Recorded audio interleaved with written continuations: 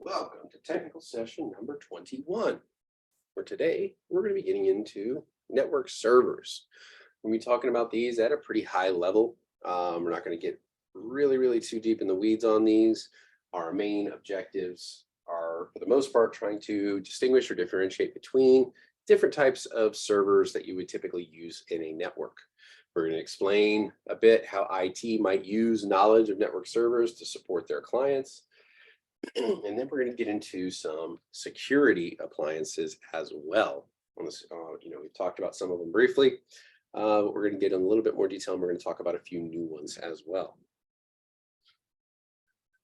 All right, behavior skills and mindsets we want to keep in mind for this particular session. It's going to be customer focus. We don't have customers, we don't have a job. So we have to understand that supporting our customers takes primacy. And we have to do what is within our power to try to aid them. Also, persistence. What do you do when you get knocked down? How do you react? Do you take your ball and go home? Do you get up again, reassess what happened, and try to see how you can do better? How you react to these situations is going to have a huge impact on your ability to be successful, to progress, to be promoted, how you handle difficult situations. People aren't really going to remember how you handled all the easy situations. They're going to remember exactly how you handled the difficult ones. So persistence, grit, so to speak, will really help you in these instances and help you push through, become more resilient, become stronger, and ultimately more successful, which is what we're all here for, right? We have various whys, but our path to that why lies through becoming more successful in IT. How will knowledge of servers impact your IT career? Let's see here. Chris, can you read for us, please?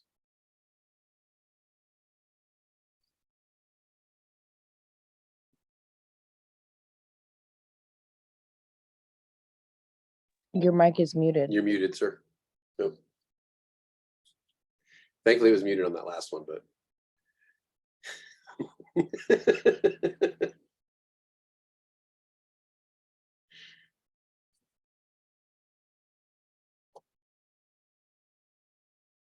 Here, I'll help you. I'll click this and you just got to acknowledge it.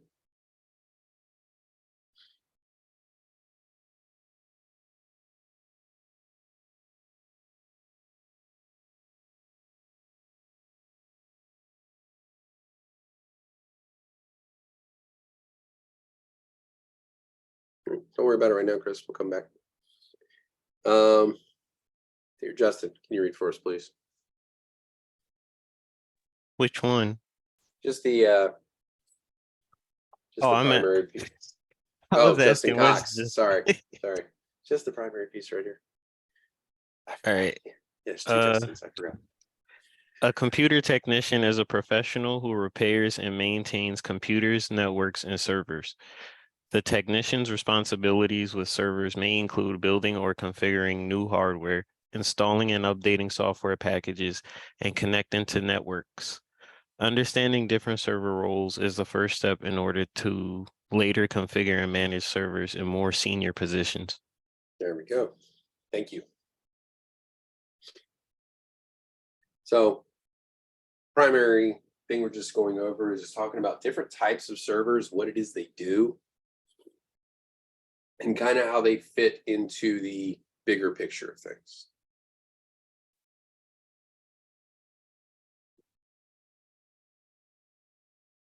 So we have web, file, print, DHCP, DNS, proxy, mail, and then some authentication servers we're going to get into.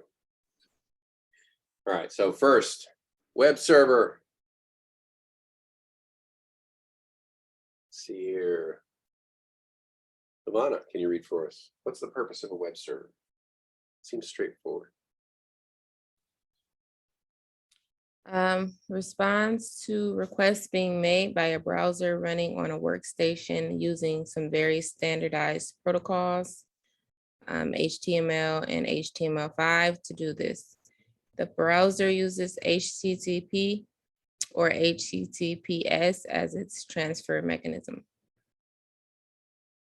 Awesome, thank you. Oh, you want me to read the rest or? Yeah, yeah. Oh, I'm sorry. Location can be contained within a network and are available only within the network, called an intranet server, or they can be connected to the internet where they can be reached from anywhere. Common functions to provide access to information for users connecting to the server using a web browser, to store web pages on the server either statically or dynamically. Awesome, thank you. So it's a place we kind of go for information or to interact with things. So this can work, as Ivana was saying, on the intranet or internally. And so this may just be websites that are essentially meant to just serve people within the company or organization or something along those lines.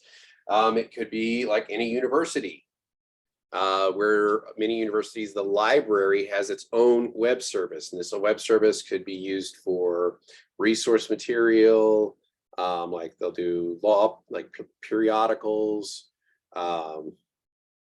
all sorts of documentation. Like nowadays, they're doing it less and less with actual physical books because physical books can go missing, they can be damaged and all that kind of fun stuff and only one person can use the book at a time versus online, multiple people can use them. So they will have a web service that can only be accessed from internally on the network or the intranet. Or internet servers like we interact with on a daily basis, Google, Yahoo, Brave, Amazon, Spotify, what have you. You know, various web services that we can go to interact with. They perform services, we can make transactions, what have you. So pretty straightforward, right? So far. All right, Jose, can you read about file servers, please? Your mic is muted too. I have a lot of audio issues today. You're off mute, but for some reason your mic is muted. Can you hear me now? Yes. Okay, there it goes. File servers. Purpose: stores user documents, videos, images, and anything else that user might want to save for later use on the network drive. Protocols: uses a standard system of file management hidden behind the scenes through a user interface used to access the server, either SMB, server message block, which is a Windows server, AFP, Apple Filing Protocol, which is an Apple server. Domains: an office that wants to employ a file server for network sharing, print server functionality would want to set up a domain. Domain definition: a group of computers and devices that are administered as a unit with common rules and procedures and are defined by sharing a common part of an IP address. There we go. So we've talked about work groups or home groups and stuff like that with computers. And we said, like, typically up to 10 is okay and all that kind of fun stuff when we were talking about network topologies and stuff like that. When you go beyond that, we need to create something which is called a domain, like we're seeing here. And most organizations will set up domains. And like it states, it has common rules and procedures, and they share essentially in the IP. And this is where us creating those IP groups, like in the site or subnetting, becomes useful because you can break up different domains.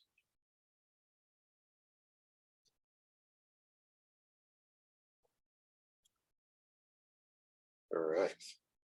Print servers. I wonder what this does. All right. George, can you read for us, please?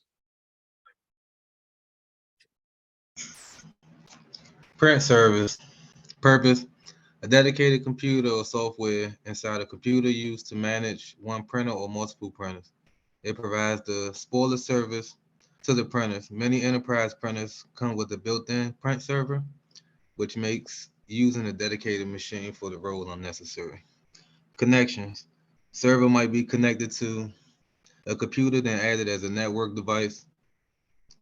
The network adapter and the use of software is built into the printer through an adapter card. Protocols. Print servers use standard printing protocols.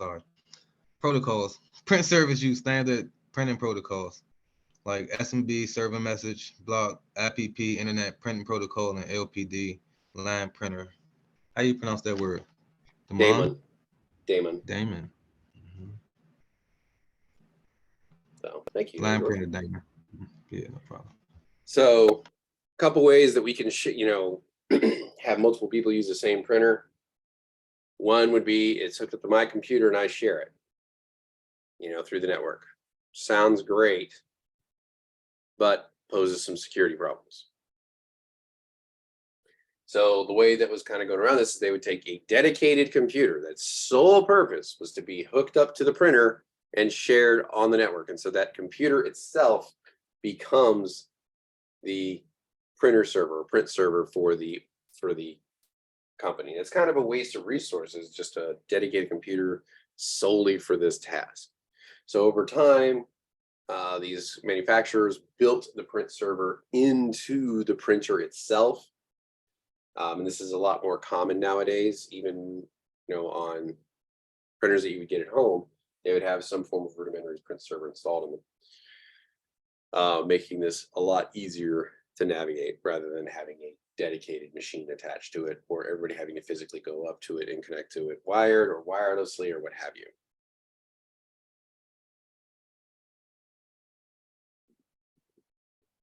All right. Let's see here. Davin, can you read for us, please, about DHCP? Sure. So the purpose server is used to automate the process of providing an IP configuration to devices in the network. These servers respond to broadcast-based requests for an IP configuration from the internal network devices. The function offers the following information to a DHCP client: IP address, subnet mask, default gateway, and the DNS server. And then the DHCP servers are used in multiple environments. Enterprise DHCP should be running redundant on central servers due to running more than one DHCP server. Home and wireless routers typically run a DHCP server inside of that device to give all of the home devices IP addresses. Excellent, thank you.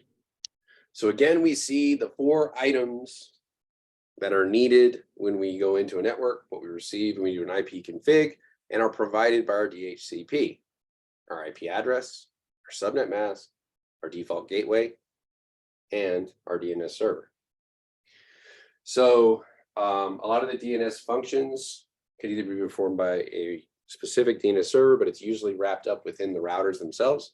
And rather than having this redundantly done across all the different routers in the organization, they will centralize it on a specific DHCP server in an enterprise setting where you're using multiple routers. At home, we have those fun little all-in-one devices that perform many, many functions for us.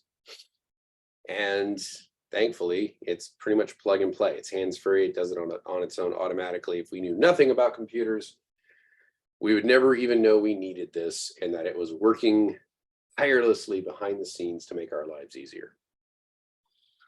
But now that we know more about it, we can do more things with it. We can have greater control of our networks.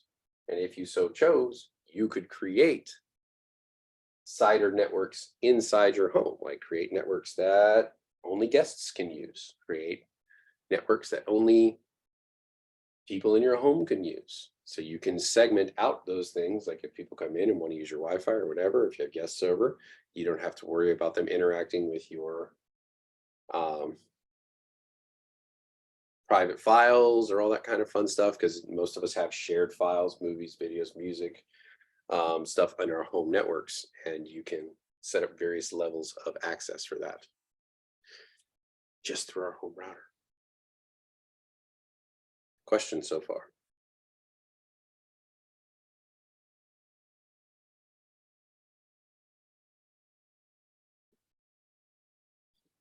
All right, DNS. Kaylee, can you read for us, please?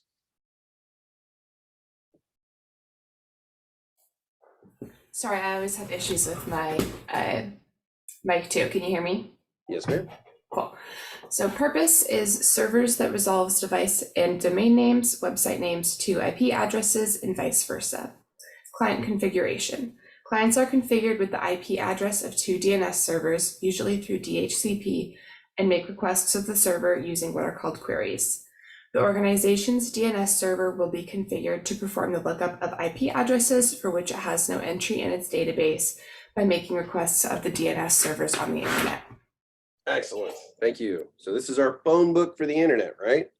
So we have names of things that we want to communicate with. We put in those names and it goes to our DNS server and says, hey, what is the number attached to this name? And it will give us the IP address so that we can actually locate it, because the network runs, the internet works on IPs, not names. So we use a specific server, and as Kaylee said, we'd have to have two of them, basically a primary and a backup, just in case one of our DNS servers is not up and running, because this does happen from time to time. And that way we can sit there and say, what is Google's IP number to their DNS server, so I can communicate with them? Oh, okay, well, it's 8.8.8.8. Thank you very much. Move right onto that address, and we can now move through the network. Questions on DNS? Domain name system.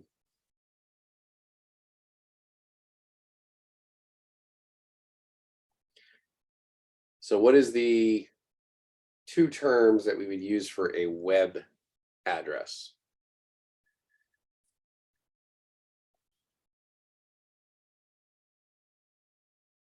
Both acronyms.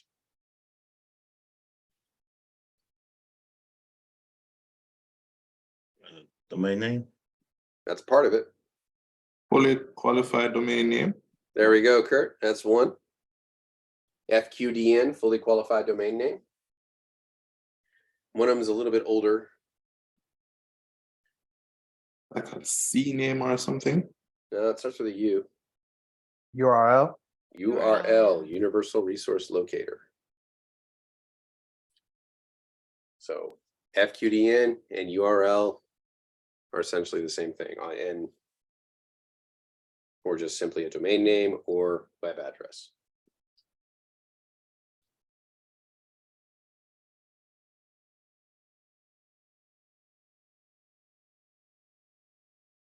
I always heard it as universal. I could be wrong though. It has happened before.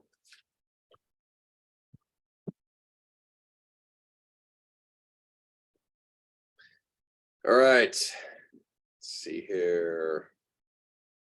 Anita, can you read for us about proxy servers, please? Proxy servers. The purpose is server that makes internet connections on behalf of users in a network. Benefits: prevents user from making direct connections to the internet and provides a point of exit at which you can control their access in a variety of ways. A company large enough to use a proxy server uses it as an intermediate server as follows. 1. Client makes the request to the proxy. 2. The proxy performs the actual request. 3. The proxy provides results back to the client. This is useful due to the overall control of access, coaching, URL scanning, and content scanning, assuring that all access is done with high security. Excellent. So the proxy server is working on behalf of me. Kinda.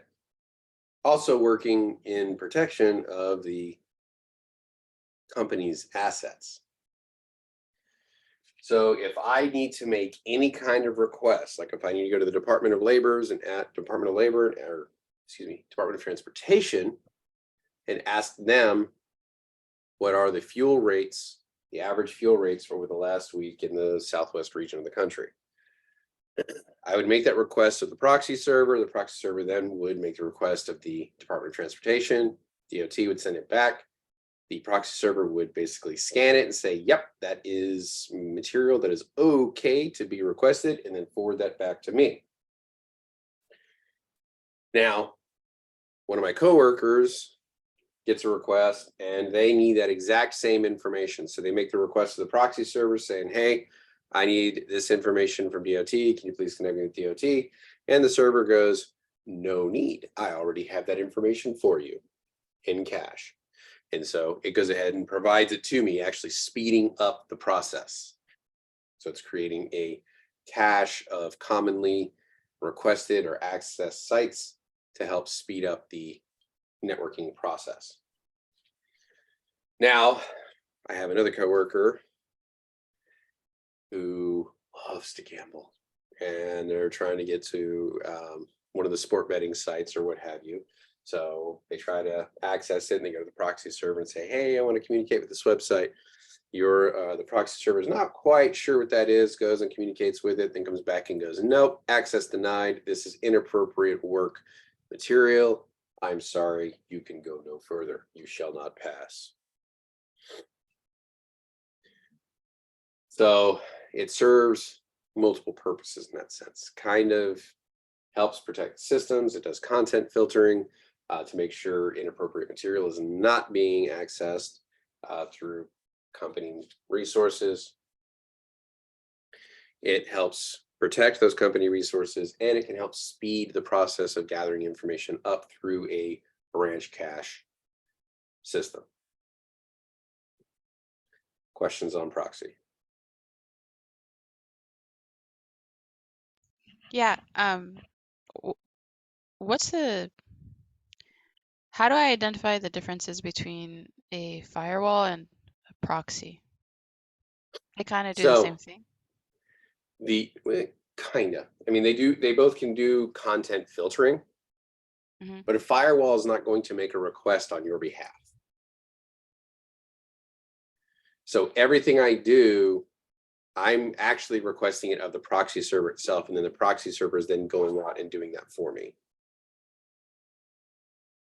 So from our interactions, it's not going to look any different, but from a networking perspective, it looks very different. So a firewall, I'm still making those direct connections and communications with other sites and stuff like that. The firewall is just basically saying nobody can come in if we don't allow them to, or if you try to access certain material, I'm going to block it.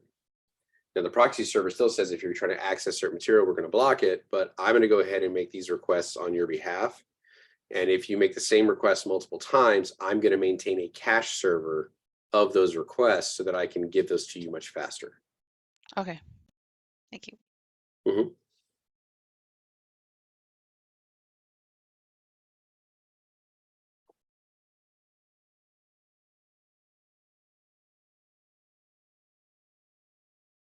And from a content filtering perspective, it's not going to be as effective as a firewall. All right. Mail servers. Man, I wonder what this does. Aaron, can you read for us, please?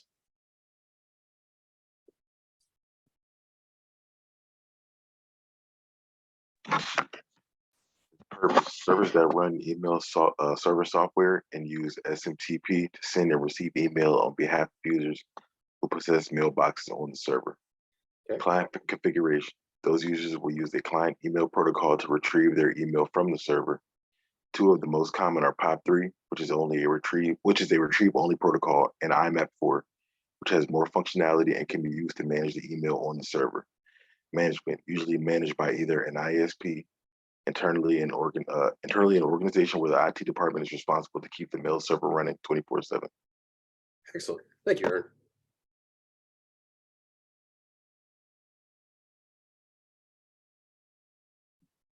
All right, so SMTP. What does this protocol do, and what is its port number?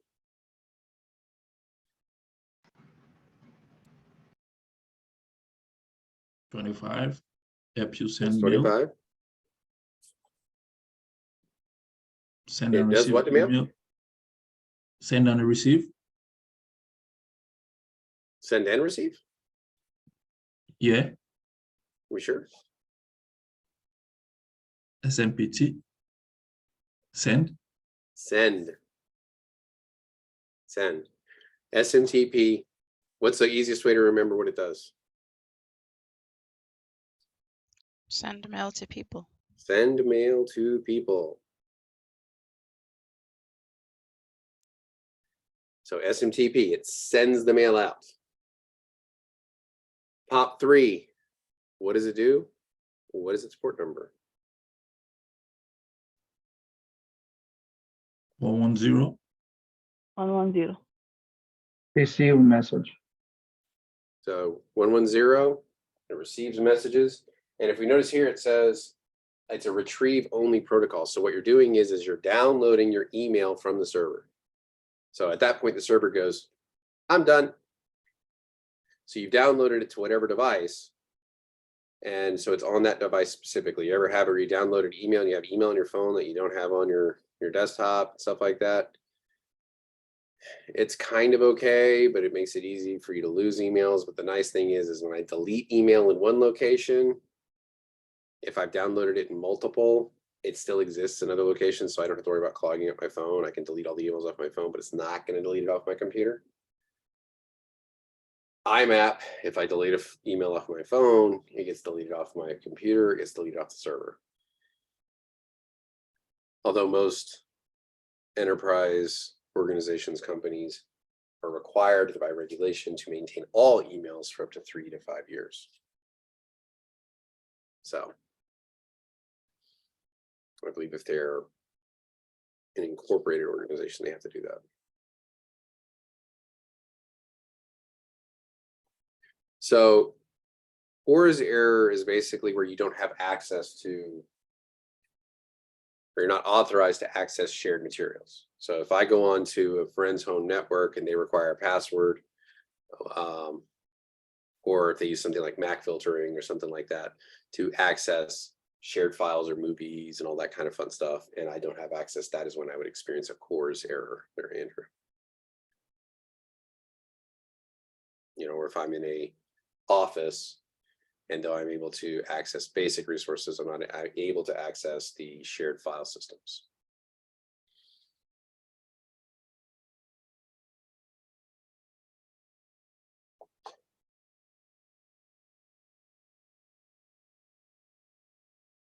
All right. Mail servers. All right. Authentication servers. McLeet, can you read for us, please? Authentication servers. Purpose. Server that accepts the verifies the credentials of users. Typically, it is not authentication but also provides them with access to resources using single sign-on. Example, Windows Active Directory. Single sign-on allows a user to authenticate once and not to be required to authenticate again to access the resources to which they have been given access. When to use. This is not required on a small business or home network, but almost always on an enterprise server. When an employee needs to access to a certain set of files, this server will use a set of redundant servers to authenticate the user and credential allowing access. Okay, and these are typically called or lumped into a category called like AAA servers. And that would be access, authorize, and audit. And so what they're doing is first they're authorizing, you know, are you who you say you were? So it's accessibility, authorization, and auditing. So accessibility, or excuse me, authorization. Are you who you say you are, and do you have access to what you're supposed to get to? So that's access, that's authorization. So are you who you say you are? Or authentication. Sorry, brain's hurting today. So authorization. Do you have access? Accessibility. Are you who you say you are? And then auditing. What are you doing while you're here? So everything you do while you're here, we're going to make a log of it. That way, if something bad happens or something happens that shouldn't happen, we can come back and say such and such was on the server at this time accessing these things. And there are three main types of authentication servers that you will come across in a enterprise setting. And one is a radius server, which is a general authentication server to kind of say, yes, you are who you say you are. And that's pretty much all it does. And then you have what's called a TACAX server, which is more for administrators to be able to authorize so that they can access or network resources like servers and all that stuff to be able to get in and actually make administrative changes and all that stuff. So they use something called a TACAX authorization server. And then finally, what they're talking about here with the single sign-on, there's something called a Kerberos server, which is your SSO or single sign-on type server. And what it does is it's a server that does what's called ticket granting tickets. So you come in, you prove who you say you are, you use multi-factor authentication if you need to. You're signed in, and then they basically grant tokens that you can use whenever you're accessing other resources and say, hey, Kerberos already authorized me. I'm good to go. I don't need to give my password or credentials again. So great thing, prevents password fatigue. Bad thing, if somebody gets access to your single sign-on, they have the keys to the castle and they can walk through all the other resources that you have access to. So, questions on this?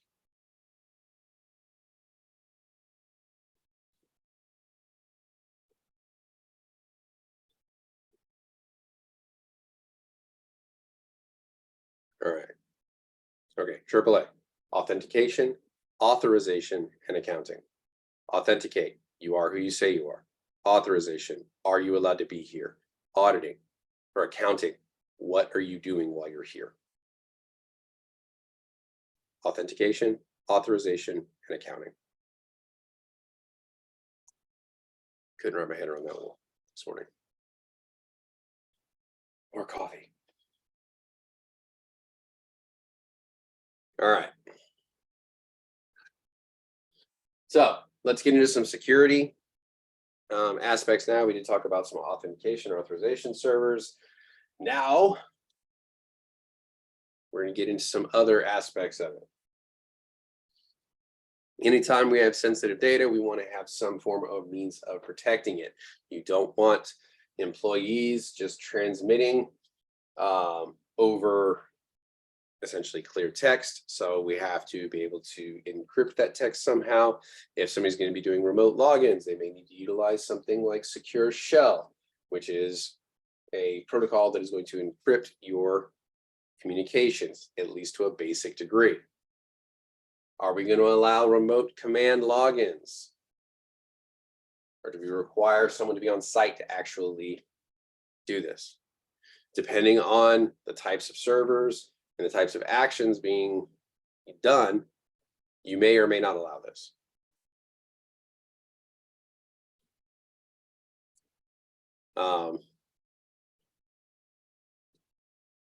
If we are going to allow it, one of the ways that we can is through a secure VPN, which is, as we have said before, creating that encrypted tunnel between you and the company to make you appear as if you are on site at the company and using the resources there, even though you may be working from your house or on vacation or what have you.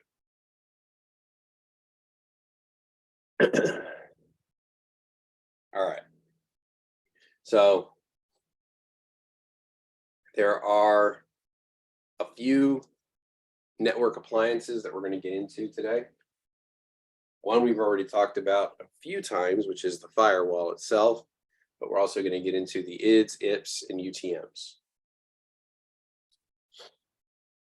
And they serve varying functions. You may use some of these, you may use one of these, you may use a multitude of these. But again, in security, we try to create layers. We're not going to trust on any one thing. There is no silver bullet piece of software or hardware that is the ultimate end all be all. My network is good. I don't have to worry about anything ever again. We have to create layers to protect ourselves. All right, so first, firewall. This can be software or hardware, as we've discussed before. So you have the host firewalls, and then you have the network firewall. The host firewall is going to protect that device only. Network firewall is going to be something that is going to protect the traffic transmitting between internal and external sources. Hardware firewalls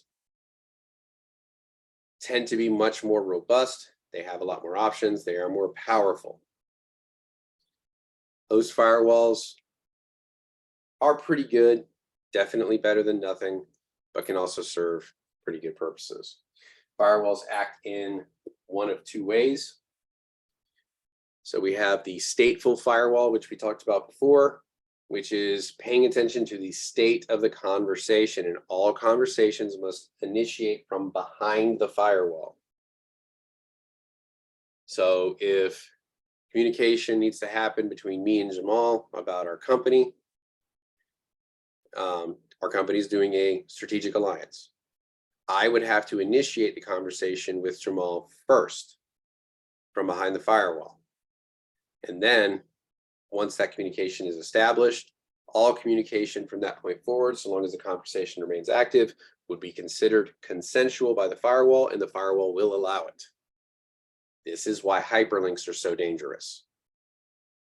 So if somebody emails you a hyperlink and you click on that hyperlink, you are then initiating the conversation from behind the firewall and telling the firewall, hey, I mean to have a conversation, or I mean to download something from this individual.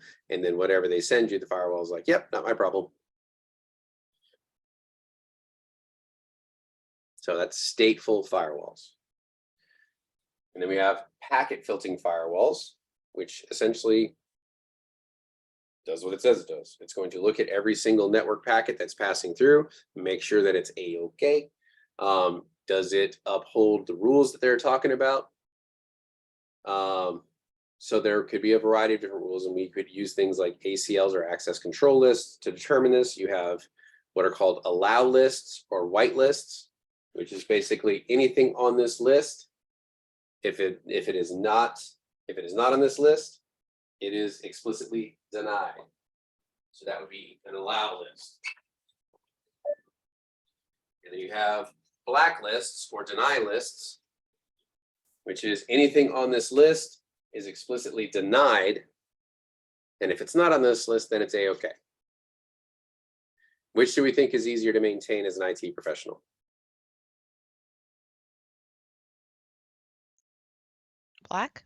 Blacklists. Or deny lists. Yeah, that's easier to maintain because it's easier to find something that's bad and just put it on the list. Like, no, we can't go there again. Then to create a list of all the sites that are A-OK for our employee to interact with.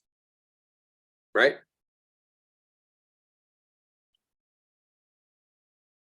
So we got the allow list.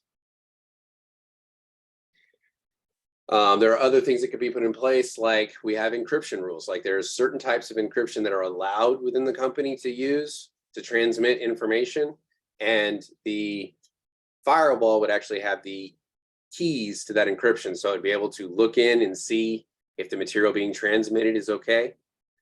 And if you use any type of encryption that is different or not allowed or not visible by the firewall, it will block it. You know, so there's other ways that it can allow or block various types of information passing through it. And that is packet filtering and the stateful firewall. Why would anybody choose the stateful firewall, you say? Because it's faster. It takes time, processing power, and energy to look through every single packet as it's passing through the network. So to put less burden on the firewalls, to put less strain on the network, to keep things moving faster, people will use stateful firewalls in some situations rather than packet filtering.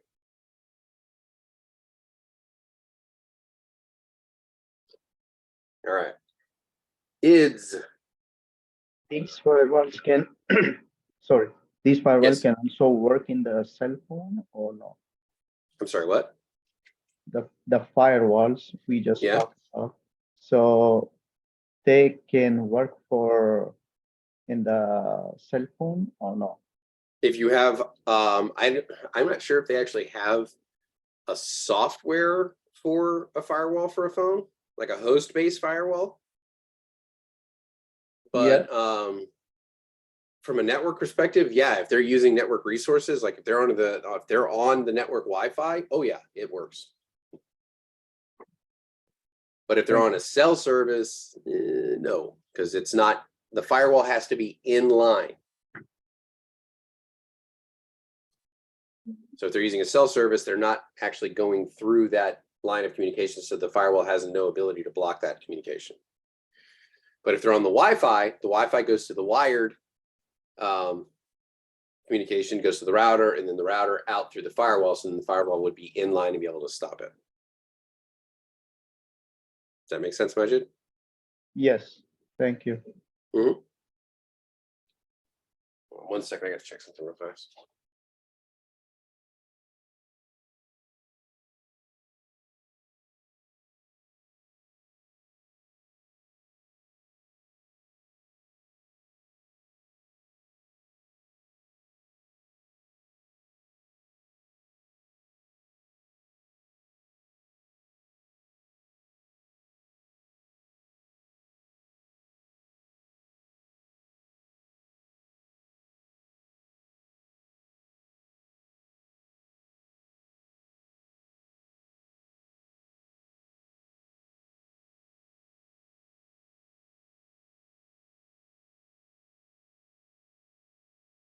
All right, that was weird. Somebody came up and literally just tested my door.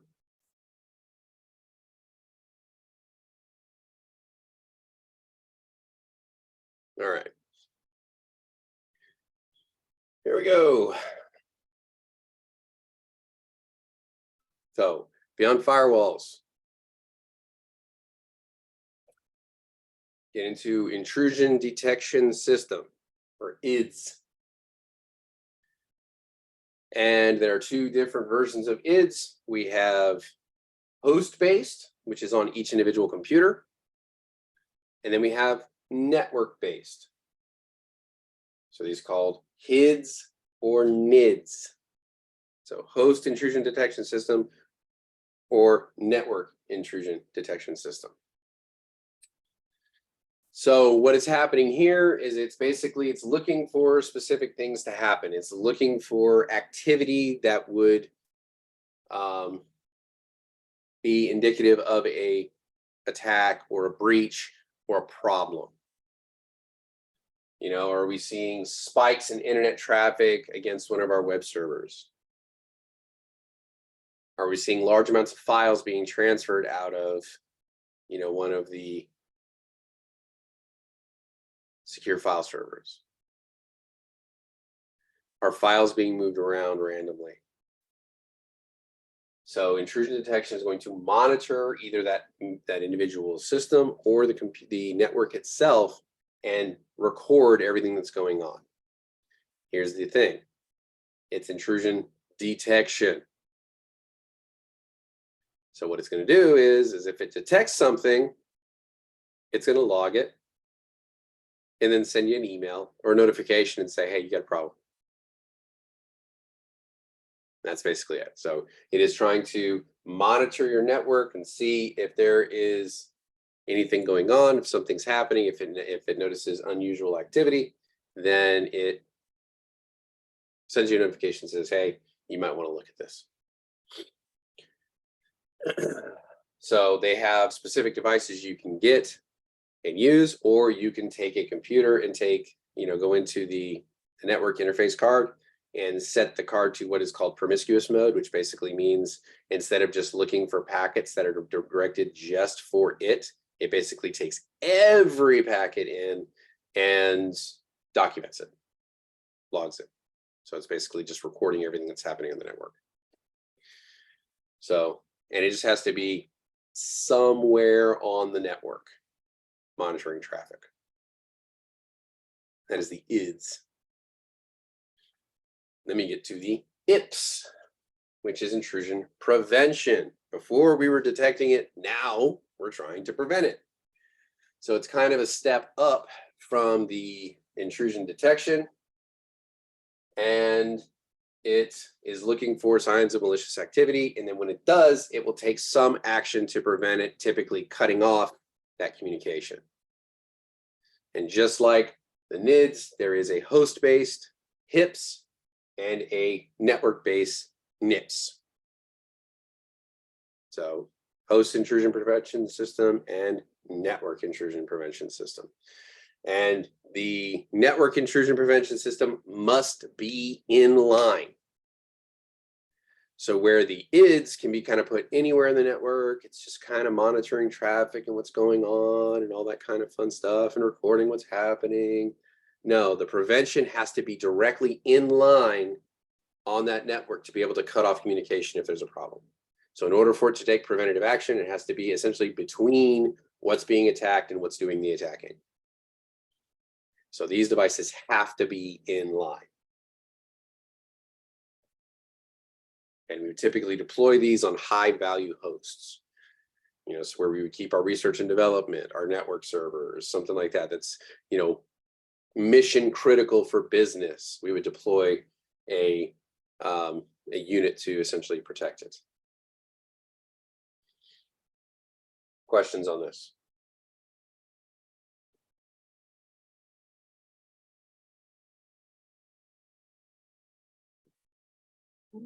So I'm a little confused. Is it a device or it's a software? HIPS is a software, NIPS is a device. So the host-based intrusion prevention is software. The network version is hardware. It's kind of like a firewall. The host-based firewall is on the system. The network firewall is a device. So it's both. Okay, thank you. Mm-hmm. Does that clear it up or not so much? Yeah, wait, could it like be configured in your router, or is it a totally separate device? This would be something you would use differently. Oh, okay.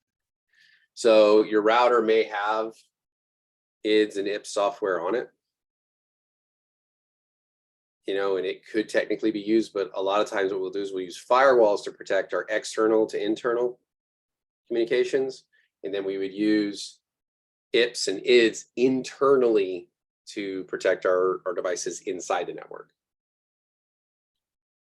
Okay. So again, we're creating layers of security. They will be behind the firewalls, right? Yes, these would be behind the firewalls. And we can't operate under the assumption that all attacks that we're going to experience are going to come from the outside. Because statistically speaking, the majority actually are inside actors. And it's both intentional and accidental. So intentional reasons, it could be a disgruntled employee, it could be essentially doing things for money, you know, something along those lines. And the unintentional could just be an employee going like, hey, Amazon said they were going to give me a $5,000 gift card if I click this link.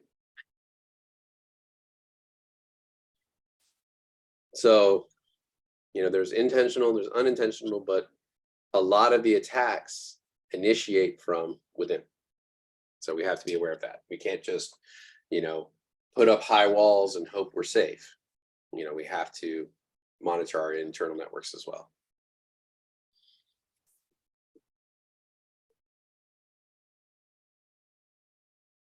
All right.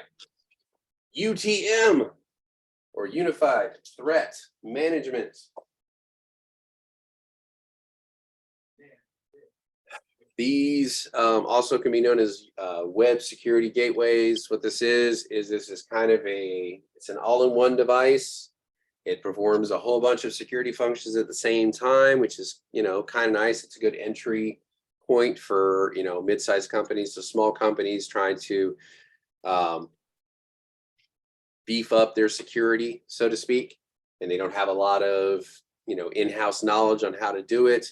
They can install a device like this. It performs a lot of functions. It works as a network firewall, intrusion prevention, antivirus, anti-spam, VPN, content filtering. So it kind of works like a proxy, load balancing. If you have multiple servers trying to distribute the network load across them, data leak prevention, and on-appliance reporting. So it serves all these really, really awesome functions Problem is it doesn't do any of them exceedingly well, but it does a lot of them really okay or pretty good.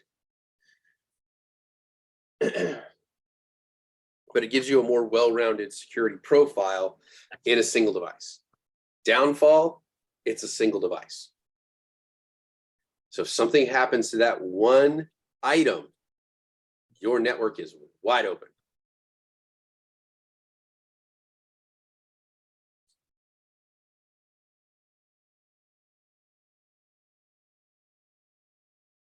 Questions on this? So UTM, Unified Threat Management.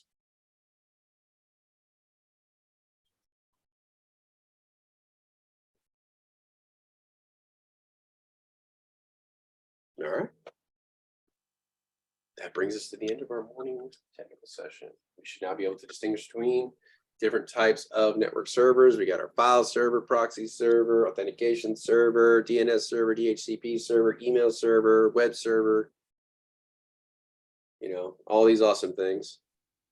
And then we got into a few network security devices. We talked a little bit more about the firewall, stateful firewall versus packet filtering. Packet filtering utilizes the access control list, which either uses an allow list or a whitelist or a deny list / blacklist to say who's allowed to come and who's not allowed to come. And then we got into our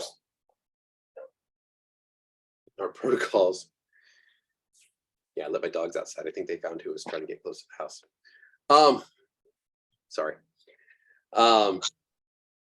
Now we have the firewalls, the IDs, the IPs, and the UTMs.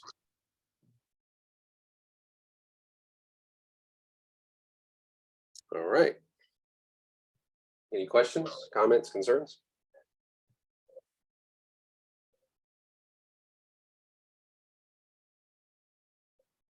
All right.